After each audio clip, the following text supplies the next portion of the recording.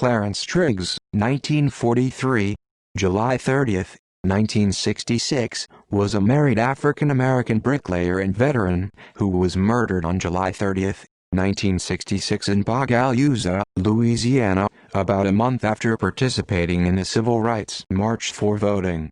2 white men were arrested and indicted in the case. One was acquitted and the other never tried.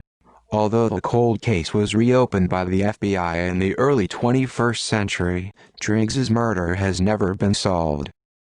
Background: Triggs, a 24-year-old construction worker, had recently moved with his wife Emma to Bogalusa from Jackson, Mississippi. He worked as a bricklayer. He had taken part in some marches organized by the Congress on Racial Equality and the Bogalusa Voters League to push for blacks to be allowed to register freely to vote in elections, after decades of being disenfranchised. Triggs was killed a month later. This was about a year after O'Neal Moore, the first black deputy sheriff in Washington Parish, was shot and murdered while on patrol. His partner, Deputy Creed Rogers, was severely wounded and lost sight in one eye.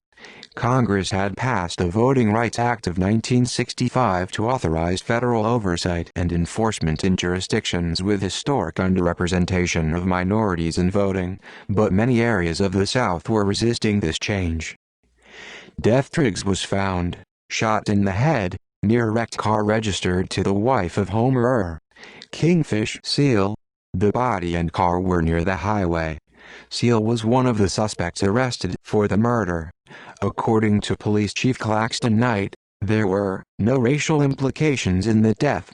Police insist that Triggs' killing was not racially inspired.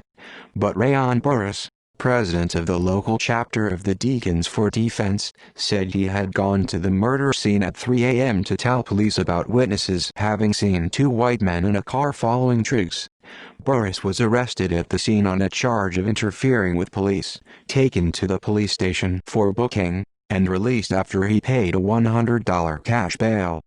People in the black community and some outside believed that the police were covering up the murder. Homer Kingfish Seal and John W. Coupling, Jr., both 36, were arrested August 1 on the charge of murdering Triggs. They were freed on bail. They were represented by Baton Rouge attorney Ogier Brown. He also represented Ernest Ray McElveen, charged with the murder of O'Neal Moore in June 1965 near Bogalusa. Seal was never tried, although both he and Coupling were indicted. Coupling was tried first.